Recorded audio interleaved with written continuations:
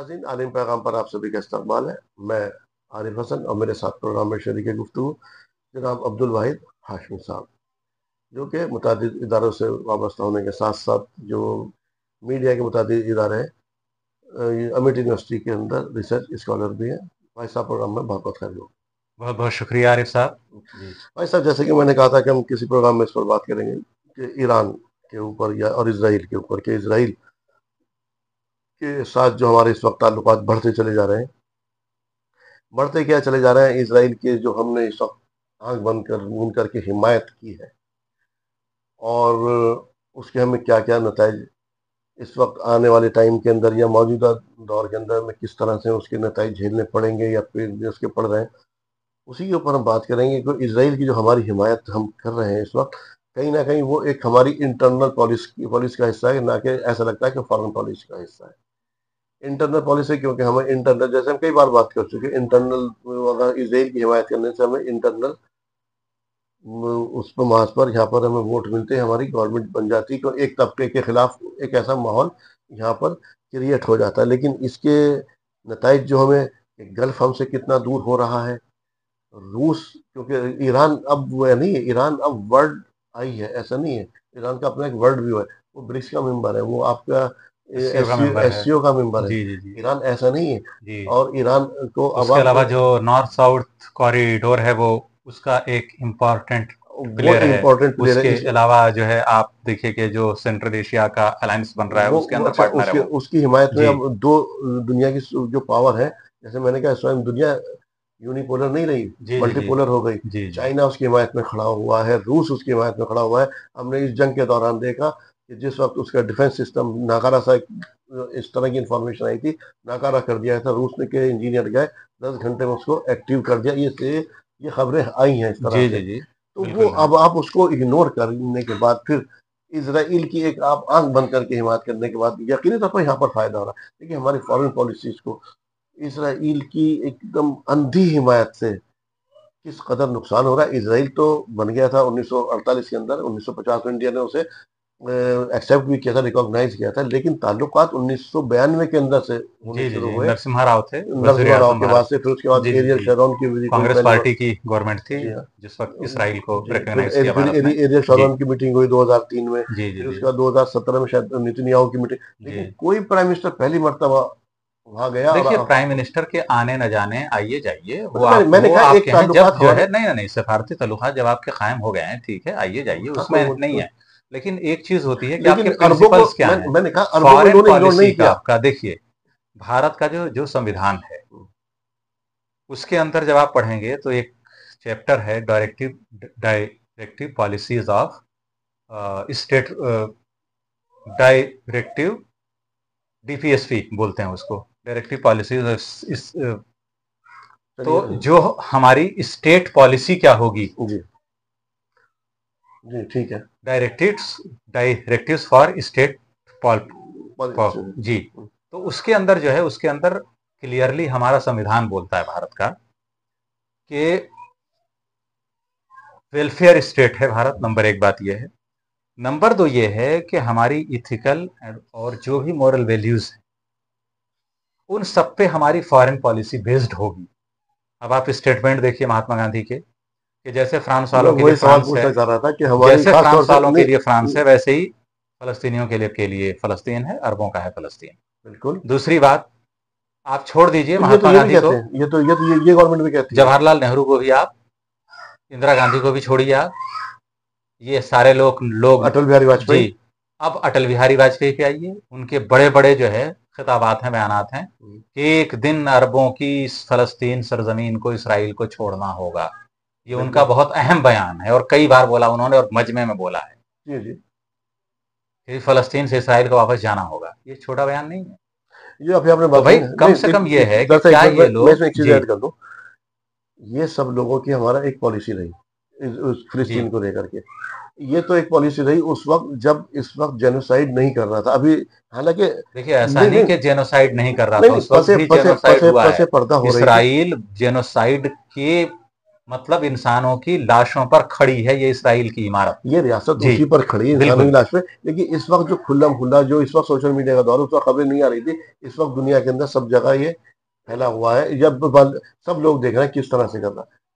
ये इंडिया का जो मूल सिद्धांत है, जिसकी अभी आप जी, शुरुआती दौर में बात कर जी, रहे जी, थे, जी, उससे आप आगे आगे आ गए थे। मैंने इसीलिए इस सवाल को यहाँ था कि गांधी अहिंसावादी, जी, जी, जी, हम उस जेनोसाइड जैसे, जो आदमी जेनोसाइड कर रहा है, जिसका वजूद ही इंसान की लाशों के ऊपर खड़ा हुआ है, उस जैसे मुल्क की हम हिमायत कर कैसे सकते हैं? ये हमारे वही। सिद्धांतों के जैसे कितना मैंने खिलाफ है। आपको बोला कि हमारा कॉन्स्टिट्यूशन क्या है, directive principles for the state policy, जी डीपीएसपी, जी बच्चों को पढ़ाया जाता है, जो भी लोग कॉन्स्टिट्यूशन या इंडियन पॉलिटी पढ़ते हैं। मैंने बताया आपको कि उसके अंदर वाज़ेह चीजें हैं, पॉइंट्स दिए हुए हैं कि हमारी स्टेट पॉलिसी, फॉरेन पॉलिसी और ये सारी चीजें, ऐसा नहीं कि हमारे संविधान में लिखा हुआ नहीं है। दुनिया का वेल डॉक्यूमेंटेड संविधान हमारे पास है। हमारे पास है, जी सही बात है, इंडिया के पास। जब यूनाइटेड नेशन का ह्यूमन राइट्स का चार्टर आता है तो India was one of the first countries जिन्होंने जो उस पर साइन किया है साइन किया बाकायदे। था, जी जी सही बात है। तो हमने दुनिया को लीड किया है भारत ने। उस लीडरशिप की हैसियत से भारत विश्व गुरु था, अब नहीं, नारेबाजी वाले से नहीं था वो। उस जी, और उस वक्त दुनिया की कोई सी ऐसी आप ताकत नहीं जो हमें सोचिए कि इग्नोर कर जिस वक्त सकती। जवाहरलाल नेहरू लेबनान विजिट कर रहे थे, जी, उस वक्त उनके प्लेन पर वो अटैक किया था इसराइल ने। इसराइल ने अटैक किया था। वो बेरूत में जाते हैं, वहां के यूनिवर्सिटी में खिताब करते हैं, और एक बार भी उन्होंने इसराइली अटैक का नाम नहीं लिया। बाद में जब वो वापस आए, मीडिया वालों ने पूछा कि आपने नाम नहीं लिया इसराइली अटैक का, तो बोले कि मुझे इसराइल को अहमियत नहीं देनी थी, ये उनका स्टेटमेंट है। मुझे अहमियत देनी थी कि मैं जिस मुल्क में जा रहा हूं उसको अहमियत देनी थी मुझे। तो इसलिए मैंने, क्योंकि अगर मैं इसराइल को बोलता तो इसराइल हाईलाइट हो जाता, तो एक गासिब रियासत, उसको मैं हाईलाइट नहीं करूंगा। तो पूरी नॉन अलाइंड मूवमेंट जो खड़ी की थी, मार्शल टीटू थे, जमाल अब्दुल नासिर थे मिस्र के, जवाहरलाल नेहरू थे भारत के, और वो जो पूरी की पूरी थी, इन सबको पता था ये लोग हाईली एजुकेटेड लोग थे, वेस्टर्न लोगों की बिल्कुल गुट्टी में थे ये लोग। इन्होंने पूरी आप सारी की हमारे डर से सारी बात करते थे भाई। एजुकेशन हुई थी, तो ये सब पूरे नेचर को जानते थे। इन्होंने रीड किया था कि वेस्ट का और वेस्ट के लोगों का, इन गोरों का माइंडसेट क्या है, ये आपके बारे में सोचते कैसे हैं, थर्ड वर्ल्ड को, कंट्रीज को लेके ओपिनियन क्या है इनकी। तो इन सारी चीजों को बेस बना करके, और वो लोग ऐसे थे जिन्होंने दसियों साल जेलों में गुजारे, डंडे खाए। सही बात है, उन्होंने जी, अपनी जिंदगी उस जी। कौम के लिए, राष्ट्र के तो लिए ये लोग ऐसे थे कि जिनको जो है मतलब कितने मजालिम झेले हैं लोगों ने। तो क्या इंडिया जी, अपना लीडर्स प्रिंसिपल ने जो है, वो हमारे। सिद्धांत जो है, वो जी, छोड़ रहा है? छोड़ रहा है, ये नहीं हट। छोड़ चुका है। अब इस पर बात होनी ही नहीं चाहिए कि क्या भारत छोड़ रहा है। भारत छोड़ चुका उस चीज। भारत छोड़ चुका है। अब इसके जी, अब इसके अगला सवाल मैं कर रहा हूँ, इंडिया अगर कोई आदमी अपने आप प्रिंसिपल से बताइए, छोटी सी एक मिसाल दूं, जब क्वाड स्टेब्लिश हुआ था, जी, 5-6 साल पहले की बात है, हम्म, सॉरी 8 साल नहीं पहले की, नहीं, जी हमारे यहाँ दिल्ली के अंदर एक मिनिस्ट्री ऑफ एक्सटर्नल अफेयर्स का है बेसिकली, लेकिन मुकेश अंबानी का थिंक टैंक है, जी ORF, ऑब्जर्वर रिसर्च फाउंडेशन। ये जो है प्रोग्राम करते हैं। पहला प्रोग्राम हुआ था क्वाड के स्टेब्लिशमेंट के बाद दिल्ली के अंदर। जी तो उसके अंदर आप देखिए, रूस के जो वजीर खारजा हैं, सरगेई लारोफ, जी वो दिल्ली आए थे और बहुत सख्त बयान दिया था उन्होंने। उन्होंने बोला था कि इस पूरे रीजन के अंदर और पैसिफिक, इंडो पैसिफिक रीजन के अंदर हम्म। अमेरिकन इन्फ्लुएंस हम बर्दाश्त नहीं करेंगे। तो और अब दूसरी चीज ये भी बोली थी उन्होंने, मैं पहले की बात बता रहा हूं, बिल्कुल इब्तदा हाँ की। हाँ, शुरू की बात है 19। जी, आज से तकरीबन 8-10 साल पहले की बात है ये। जी और उसके बाद सरगेई लारोफ ने दूसरी बात और कही थी भारत के ताल्लुक से, कि हमें यह भी मंजूर नहीं होगा कि भारत किसी ऐसे अमेरिकन अलायंस का पार्ट बने जो हमारे लिए या इंडो पैसिफिक रीजन के लिए इंस्टेबिलिटी का बायस हो। अच्छा, तो ये आप सोचिए अब कि हम जब बात शुरू करते में हैं। ही जब ये सब बयान आए, नहीं नहीं, तो क्या भारत की लीडरशिप, पॉलिटिकल लीडरशिप या ब्यूरोक्रेसी हमारी जो भी थी, बड़े बड़े लोग, क्या क्या इन लोगों ने उसको पढ़ा नहीं था? वो जब बात वो आदमी स्पीच देकर के जा रहा है, उस पर बोल हम के बात जा कर रहा है चुके हैं, आपके अंदर दिल्ली में। वैसे उस पर हम बात कर जी, चुके हैं, उसमें ऐसा। लेकिन अभी मैं जो मतलब जानना चाह रहा हूँ कि भारत इसराइल का जो इस तरह से फेवर कर रहा है, इस तरह जैसे वेस्ट कर रहा है, जी, बिल्कुल जी, उसी जी, तरह से जी, जी, वेस्ट भी उसी जेनोसाइड जो उसकी लीडरशिप है, या वो भी नहीं करे, तो क्या ये वेस्ट के करीब होने के, जैसे वेस्ट के जो नाटो के मेंबर है, देखिए नाटो ऐसा नाटो है, एलाई, अपने दूसरा आप को पहलू है उसका। नहीं, मैं वही समझ रहा जी हूँ, जी जी। भारत अपने आप को नाटो का एलाई समझ रहा है, या उसके साथ जो शाना बशाना खड़े होकर के इस तरह से, नहीं जिस नहीं तरह नहीं, से उसका एक वो जो क्या है समझ रहा है, वो अपने आप दूसरा को पहलू है। इसराइल नहीं समझ नहीं नहीं, रहा है, क्या समझ रहा है वो? आप थोड़ा सा अगर आप नीचे जाएंगे वैदिक काल में, और जो इनके एक तरह से जो पॉलिटिकल आइडियोलॉग हैं बीजेपी के, जो सीनियर मेंबर्स हैं, चाहे हम्म, वो मुख्तलिफ इदारों के हों उनके, जब आप उनसे बात करेंगे, जो लोग इनके बड़े बड़े थिंकर्स स्कॉलर्स रहे हैं, तो ये बोलते हैं कि जो ब्राह्मण कम्युनिटी है, ये अपने आप को एक मूसा अलैहिस्सलाम के दौर में, वो जो इनके मुख्तलिफ कबीले हुए थे यहूदियों के, तो एक ब्राह्मण जो है भारत का, ब्राह्मणों का एक तबका है, फिलहाल मुझे उसका नाम याद नहीं है, ठीक वो है। एक सेक्ट है जो अपने आप को ये मानता है कि हम उसी जेविश नस्ल के हैं। सबसे बड़ी बात तो यह है। दूसरी बात यह है, इसको पढ़ना चाहिए लोगों को। नहीं, दूसरी बात यह है, वो तो आपने बात कर दी। दूसरी बात यह है इसराइल के साथ जाने की इनको, कि जैसा मैंने बताया कि domestic political gain, electoral gain, उसके लिए आपको कहीं ना कहीं मुसलमानों को डिमोनाइज करना है। तो वो फलस्तीनी हम चूंकि मुसलमान हैं, तो इसलिए आपको इसराइल को इससे दिखाना नहीं, है। तो इस चीज से मैं नुकसान की बात कर जी, रहा हूँ, मैंने नहीं तो जो जो मुझे फॉरेन मुझे पॉलिसी पे नुकसान हो रहा है, नहीं क्योंकि नहीं नहीं, फॉरेन पॉलिसी हिंदू मुस्लिम सिख ईसाई पे सुनिए नहीं चलती है। सुनिए, अब जी, ईरान के फॉरेन साथ पॉलिसी चलती है, मैं आप दुनिया का रुझान क्या है और आपके मुल्क के लिए सबसे बेहतर चीज क्या हो मैं सकती कह है। रहा हूँ, अब जी इस उसके साथ वो तो क्यों कर रहे हैं, कैसे कर रहे हैं, तो बात होगी। नुकसान इसके लिए हमारा गल्फ की तरफ चलते हैं। सबसे पहले ईरान, जिस जो हमारा वो भी एक भरोसेमंद एलाई था, जी जी ईरान। जी, बिल्कुल अब था। वो चाबहार, क्या ईरान देख नहीं रहा कि आप ब्रिज के अंदर कैसे अड़ गए थे? क्या आप देख जी नहीं जी जी रहा एससीओ में ईरान आपसे दूर हो रहा है? जी ईरान आपके ऊपर, सबसे बड़ी बात। फिर उसके बाद गल्फ आपको देख नहीं रहा है, जो गल्फ कंट्रीज हैं, वो भले से इस टाइम मौजूदा कैद कुछ भी हो, लेकिन वो आपको नोटिस नहीं कर रही है। क्या वो अंदर से इसराइल को पसंद करने वाली? वो बात अलग है, वो जी। कमजोर है, या इस वजह से हिमायत करते हाँ हैं, हाँ, जैसे भी बहुत है, सारे वजूहात हैं उसकी, जिनकी लेकिन होगी, इसका मतलब ये हरगिज नहीं है कि कि वो अरब उस आदमी ममालिक को जो है वो इसराइल को पसंद करते हैं, ऐसा बिल्कुल नहीं। तो वो जी आपको देख नहीं रहा। आपको जी इसके जो आने वाले टाइम में बैन अवी सतह पर नुकसानात कितने झेलने पड़ेंगे, जी। ये मेरा सवाल है। नहीं नहीं, वही है, बिल्कुल कुल झेलने होंगे, और उसकी जो है बिल्कुल वाज़ेह मिसाल मैं आपको दूं। भारत ब्रिक्स का फाउंडर मेंबर है, उसके बावजूद भारत जो चाहता है करारदाद के अंदर नहीं ला पाता है। सबसे बड़ी चीज़ बता रहा हूँ मैं आपको, एससीओ के अंदर इंपॉर्टेंट मेंबर है भारत। एससीओ के अंदर आप अपनी करारदाद नहीं ला पाते हैं। इवन आप पाकिस्तान का नाम शामिल जो नहीं है करा जिस पर तरह से आप चाहते हैं कि उस तरह से शामिल हो, शामिल नहीं हो पाता है, बल्कि ये उसमें तो लोग पाकिस्तान का स्टैंड शामिल होता है। तो आप देखिए कि हम दूर की बातें छोड़ दें, आप यूरोप वगैरह छोड़िए, आप हम यूरोप को ग्लोबल छोड़ दें। साउथ की बातें, चलिए, हम जो है जिसके आप जिन फोरम्स के आप फाउंडर मेंबर्स थे। दूसरी बात आप बताइए कि सार्क के चलो ये अंदर, फोरम जो बिम्स्टेक आपने वगैरह के बताया, नहीं अंदर नहीं, क्या क्या हुआ, नहीं ये फोरम यही फोरम लीड करेंगे आने नहीं, वाले वक्त में। मैं आप अभी देखते सवाल ये नहीं जाइए है, कि वेस्टर्न उसको जो है ब्रिक्स लीड करने वाला है, और ब्रिक्स के अंदर मुझे बहुत सारे मालूम है आने वाले उसके, हैं। जी देखिए ब्रिक्स के अंदर, आज भी ब्रिक्स के अंदर जो कंट्री शामिल है, उनकी इकोनॉमी $36 ट्रिलियन की जी है। जी जी। और जो लोगों के नाम जो आ रहे हैं ना, ये सब शामिल होगा, तो 60, G7 वगैरह ये सब ये सब पास्ट बनने वाले हैं ये बहुत सब जल्दी। ये जी वो $60 ट्रिलियन की। मेरा सवाल ये है, ये तो चलिए, ये वाले तो आप समझ लीजिए, रूस चाइना इनका इन्फ्लुएंस, ये सब चीजें यहाँ पे नहीं करा पाए। क्वाड, वो तो यूरोप का ही एक तरह से अमेरिका का है, बिल्कुल है। जी जी अमेरिका, जी आप तो वहां भी नहीं शामिल करा पाए। जी। तो ना तो आप भाई वही कह रहे हैं क्वाड। ना, तो घर जी। के रहे ना घाट के, आपका तो हालत वो हो गई वह इसकी, इस पॉलिसी के तहत। हाँ तो इसकी देखिए वजूहात क्या वो है, कह रूट रहा, कॉज सुनिए, क्या है। वो कह रहा, अमेरिका कह रहा, उसके बाद आई लव पाकिस्तान, जी ट्रम्प कह रहा आपका बहुत अच्छा जी दोस्त, जी जी जिगरी जी दोस्त आपका, जी जी जी। रोजाना हम पर टैरिफ, कभी रोजाना हमें धमकी दे रहा, उसे कह रहा कि और जब भी और कोई वो कह बड़ी रहा, बड़ी मीटिंग होती है तो हमेशा बोलता है कि पाकिस्तान और भारत के दरमियान समझौता मैंने कराया, समझौता मैंने करवाया, वार मैंने रुकवाई, वो जंग मैंने पाकिस्तान के रुकवाई, ये पीएम वाली को ऐसी की, और जी हमारे, प्रेशर हमने नहीं क्रिएट किया। बताइए क्या है ये। नहीं, पाकिस्तान जी के पीएम को और हमारे पीएम को, दोनों को एक साथ खड़ा कर जी देना, यार जी, उसकी औकात है इंडियन सही में? बात है। भाई तो मैं कह रहा हूँ, पाकिस्तान तो ना जिसकी आप तो अभी ना कुछ धूप ना साल तो, पहले तक कोई औकात नहीं थी कि भारत के मुकाबले कहीं भी ठहर सके, ट्रम्प जो है वो आता है बंदा, और वो जो है बिल्कुल पैरेलल ले आता है भारत के। वो पाकिस्तान जिसकी कोई क्या कोई आप औकात नहीं, नहीं थी मैं ये कह रहा हूँ ना तो, भारत के मुकाबले में। मैं ये मेरे जो बस तो ये आखिरी सवाल कैसे ये यही सब है, हुआ ये। आखिरी सवाल यही जी है, गल्फ आपके हाथ से गया, साउथ ग्लोबल जी कंट्रीज आपके हाथ से गए, वेस्ट आपको धुतकार रहा, वो लगा नहीं रहा है वेस्ट।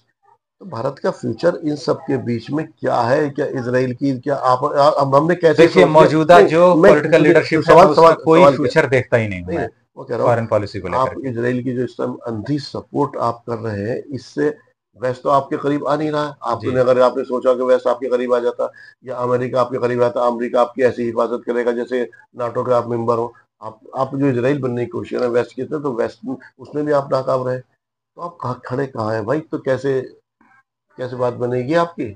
और सवाल ये है कि फिर भारत जब इसराइल की इतनी अब आज तक इतनी नांदी हमारे से हासिल क्या हुआ और खोया क्या? देखिए, हासिल जहां तक हुआ है, हासिल ये हुआ है कि आप इलेक्शन के अंदर जीतते जा रहे हैं। और दूसरी सबसे बड़ी चीज ये है कि देखिए, क्या फलस्तीन हमारा दुश्मन मुल्क है? नहीं। क्या फलस्तीन के जितने ग्रुप हैं, इंक्लूडिंग हमास या जो भी ग्रुप हैं, क्या उन्होंने कभी भारत के खिलाफ कोई बयान दिया? कभी उनका कोई ऐसा आया? आज तक नहीं आया।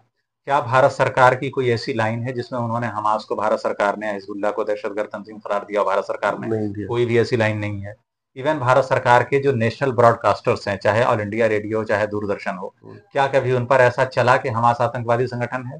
क्या कभी भारत के नेशनल मीडिया ने चलाया? नहीं चलाया। तो जब भारत सरकार उनको ऐसा नहीं मानती है, तो फिर अगर भारत के अंदर कोई आदमी फलस्तीन का झंडा लेकर के चलता है या उठाता है, तो उसके अंदर क्या दिक्कत है? जब फलस्तीन आपका दुश्मन मुल्क नहीं है, सर, जब मेरा आप सवाल वो फलस्तीन नहीं है के, कि वो जब झंडा फलस्तीन झंडा के आप, झंडा उठा के चलने से, जी, मेरा तो ये तो है कि मैंने इसराइल को वही बात कही कि नुकसान। सबसे बड़ा नुकसान भारत का ये है कि एक तो आलमी तौर पर छवि खराब हो रही है, दूसरे ये है कि सबसे बड़ी चीज क्या होती है? एक चीज होती है डिप्लोमेसी के अंदर जिसको बोलते हैं पीपल टू पीपल कांटेक्ट और जी, पब्लिक डिप्लोमेसी। जी, भारत का सबसे बड़ा नुकसान पब्लिक डिप्लोमेसी पे है। आप सोचिए कि हमारे तकरीबन 30 से 40 लाख लोग तो सिर्फ मुत्तहदा अरब इमारात में भारत के हैं जो लोग जॉब करते हैं। 2 करोड़, इतनी 2 ही लाख, तादाद, लगभग एक इतनी लाख ही 70। और इससे जस्ट डबल आप मान लीजिए सऊदी अरब और दीगर ममालिक में है। हाँ। सिर्फ अगर आप गल्फ को ले लें तो 2.5 से 3 करोड़ के आसपास। कितना आपके पास फॉरेन मनी? हमारे यहाँ फॉरेन एक्सचेंज कितना आता है रिमिटेंसेस वगैरह के नाम पे भारत के अंदर? अब आप देखिए कि इनकी छवि वहां पे क्या बनेगी। आप देखिए कोविड के दौरान ये पूरी की पूरी रिपोर्ट्स हैं, कितने लोगों ने, सैकड़ों लोग उन कंट्रीज से डिपोर्ट किए गए, भारत में जबरदस्ती उनको वापस भेज दिया गया। क्यों? और कुछ लोगों को जेलों में भी डाला गया। उन्होंने ऐसी ऐसी पोस्ट की थी। इवन यूएई के अंदर जो मंदिर इनॉग्रेट हो रहा था, उसको लेकर के ऐसी ऑब्जेक्शनेबल पोस्ट की। भाई, वो उस मुल्क की रवादारी का जज्बा है कि उसका एक भी शहरी गैर मुस्लिम नहीं है, हिंदू नहीं है, लेकिन उसके बावजूद उसने मंदिर बनाया। तो वो मसावात, बराबरी, रिलीजियस टॉलरेंस, मॉडरेशन वो दिखा रहा है। किसको दिखा रहा है? भारत जैसे को। तो अब जो है इतनी औकात है हमारी कि एक छोटा सा देश जिसकी पूरे मुल्क की आबादी दिल्ली से भी कम है, वो आदमी हमें बताएगा कि रिलीजियस टॉलरेंस, मॉडरेशन और ये को एग्जिस्टेंस ये क्या है? तो हम कहां पे ले आए? तो ये असरात हैं उसके। और ये तो जी। तो जो आप बोलते रहिए कि मैं, भाई अगर आप जो है गोडसे के समर्थक हैं, तो आपको पूरे दुनिया में जाकर के किस लिए बोलना पड़ता है कि मैं बुद्ध की धरती से आया हूं, मैं महात्मा गांधी की धरती से आया हूं? हाँ जी, बोलिए आप। और मैच के करीब जी। जाने की कोशिश कर रहे हैं, तो हाँ, वो उसी उसी तो आप बोलिए उसको। उसी तो देखिए, नहीं है, असलियत उसी वही अमेरिका होती ने क्या है कि किया। जब चीजें वाजे नहीं होती हैं, जब इनर सेल्फ में आपके नफरत भरी होती है, तो इसीलिए जो है वो है कि वसीउल नजरी और वसीउल कल्बी, जब तक ये कयादत के सामने नहीं आएगी, और ख़ास तौर से जो आला पॉलिटिकल क़यादत है, पॉलिटिकल लीडरशिप, जब वो वसत क़ल्ब और वसत नज़री का मुज़ाहरा नहीं करती है, तो उसकी इसी तरह से न सिर्फ पसपाई बल्कि हज़ीमत उठानी पड़ती है आलमी सतह पे। जी। देख लीजिए कि मोदी अमेरिका में थे, व्हाइट हाउस के अंदर, और उस वक्त में क्या हो रहा था कि ये हमारे यहाँ के जो लोग वहाँ पर रह रहे थे अमेरिका के अंदर, गैर कानूनी जिस तरह से रहे थे, उनको वहाँ से डिपोर्ट किया जाता, जंजीरों में जंजीरों बांध में बांध करके। करके उनको जी, डिपोर्ट किया जी। जा रहा था। ये हमारे हथकड़ी साथ वगैरह वहाँ लगा पर करके। शुरू हो रहा था। जी। बहरहाल, और आप कुछ भी समझिए, अगर आप समझ रहे हैं कि आप इसराइल बनने की कोशिश कर रहे हैं, तो आप में और देख लीजिए, अभी भाई साहब ने कहा था, जब आप वहाँ पर गए तो आपका किस तरह से वेलकम हुआ। और जब अभी 10-12 दिन पहले जब इसराइल के जो प्राइम मिनिस्टर हो गए वहाँ पर, उनको किस तरह से ट्रीट किया गया, जी। बाहर ट्रम्प खड़े थे, किस तरह से ऑफिसर तो ऑफिसर गले मिल रहे थे। तो आप कभी भी वेस्ट हमेशा धोखेबाज रहा, उसकी मेंटेलिटी इसी तरह की रही है कि वो के औरों को, लोगों को गुलाम समझता है। वो दिखा भी रहा है। आप वैसे कितना भी कोशिश कर लिए, वैसे के आप करीब नहीं पहुंच पाएंगे। वैसे आपको हमेशा चेहरा जो कुछ और दिखाने के साथ कुछ और होते हैं, खाने के बाद कुछ और होते हैं। हमें समझना होगा, खासतौर से इसराइल। आप इसराइल बनने की कोशिश करेंगे तो नुकसान ही उठाएंगे दुनिया में। जिस तरह से आप इसको अलग थलग कर रहे हैं, कोई आपको नहीं, आपकी कोई बात सुन नहीं रहा, या कोई आपकी बात जो है उसको तवज्जो नहीं दे रहा है, यही हाल होगा। है ना? सोचने का मौका है। फिलहाल आपसे इजाजत देने से पहले भाई साहब का शुक्रिया अदा कर देते हैं। भाई साहब प्रोग्राम में शामिल किया, थैंक यू। बहुत बहुत शुक्रिया। राजी इसी के साथ अपने मेजबान को भी दीजिए इजाजत।